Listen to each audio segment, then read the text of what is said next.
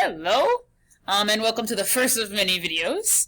This video is on protein structure. Proteins are one of the sort of most important molecules that you have in your body.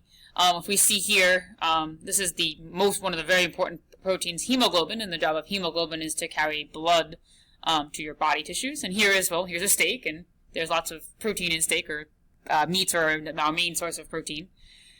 In this video, we're actually going to do two videos. One is going to explain sort of the general structure of proteins, and the next video is going to get more involved in how proteins form their final structure, because proteins fold to form sort of interesting 3D dimensional shapes. So, sort of like we said before, proteins do almost everything in our body. If you had no proteins, you would be dead. Your muscles are made of protein. They play a real important role in sort of transporting molecules throughout your body. And if you remember from 10th grade, or 9th grade actually, for you guys, we talked a lot about enzymes. We'll be talking about enzymes again. If you took out your everything in your cells, 50% of your cells would be made of protein, and they're just really, really sophisticated molecules. There's over 30,000 proteins that function. And in this video, we're going to talk about their general structure. All right, so if we look here, this is the building block of a protein is known as an amino acid. And amino acids all have the same general structure. So here, in the amino acids is a central carbon, and attached to the central carbon are four things. We have a hydrogen, a carboxyl group, which is a C double bonded to an O, and then a C bonded to an O over here on either side, and sometimes they have an H here. We're not going to talk about the details of that. It depends upon if it's in an acidic or a basic environment, whether they put that H there or not. And then also attached to the central carbon here is an amino group. And the amino group is N and 3 H's, or it could be 2 H's. It sort of, again, depends upon the acidity of the environment. But again, we have a central carbon, and attached to the central carbon is always a hydrogen, a carboxyl group, an amino group, and then this group down here, which is really, really sort of important, is the R group.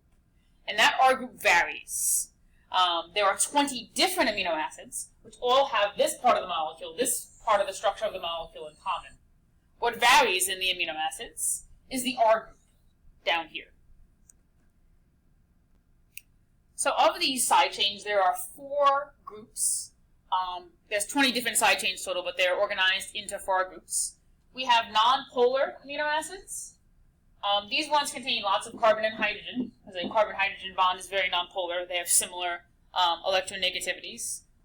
Polar side groups, or side chains, or R groups, which we'll take a look at the structures of them in general. Another word, just so we know, another word for nonpolar in biology is hydrophobic. Things that are nonpolar are afraid of water or don't dissolve in water. And a word for a polar amino acid is hydrophilic, where they like water. We also have basic and acidic side chains, which are technically also polar. They're charged in nature. Basic amino acids have a positive charge, and we'll take a look at some of their structures in a second. And then acidic amino acids have a negative charge. I'm going to take a look at their structures in a second. So if you look at, these are examples of the amino acids. Up here we have the nonpolar amino acids. You do not need to memorize the amino acids in their structures. If you ever take a biochemistry course in college, you will have to memorize them, and you'll be in the library for a very long time. If you look, a lot of the nonpolar or hydrophobic amino acids, they contain a lot of carbon and hydrogen groups. Sure, carbon and hydrogen have similar electronegativities, so they share the electron equally, making them nonpolar. Here are the polar amino acids. They contain a lot of oxygens and nitrogens. Oxygen and nitrogen have high electronegativity, so they really pull electrons, making the bond polar. And then down on the bottom, we need to scroll up a little bit. Down at the bottom, we have our acidic and basic amino acids. You'll see that the acidic ones have negative charges, and the positive ones have positive charges. They are also hydrophilic, or they also like water, along with the polar amino acids. So these guys here, they're hydrophilic.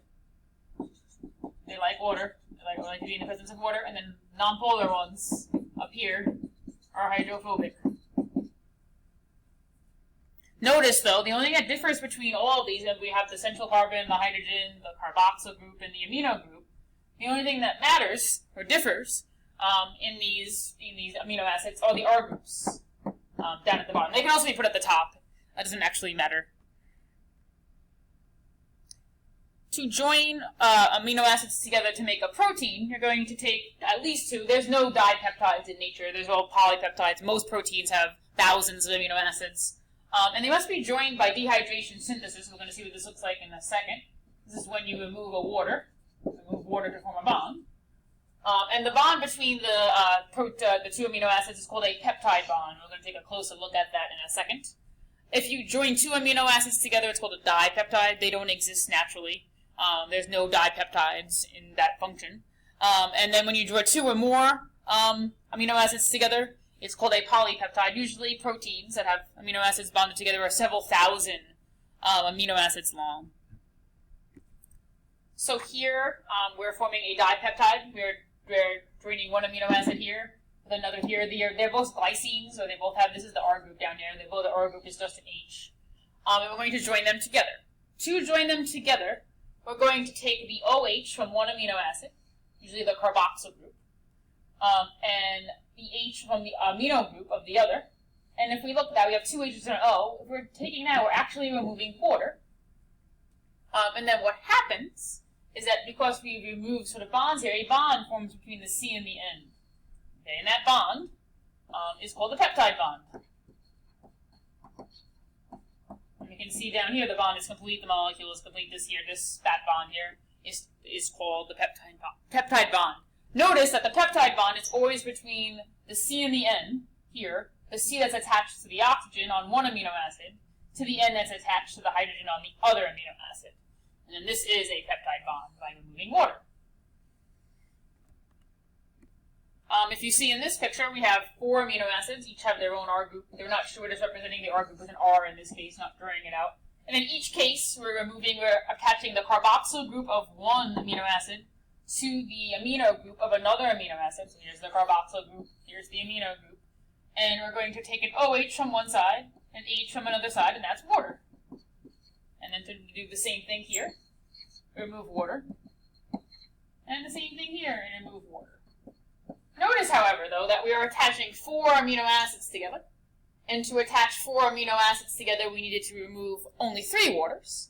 And then the peptide bond forms between the C and the N in each place that you remove the water. And here we have our polypeptide, which are bonds, our peptide bonds. And then we actually remove 3 waters to make our peptide bond.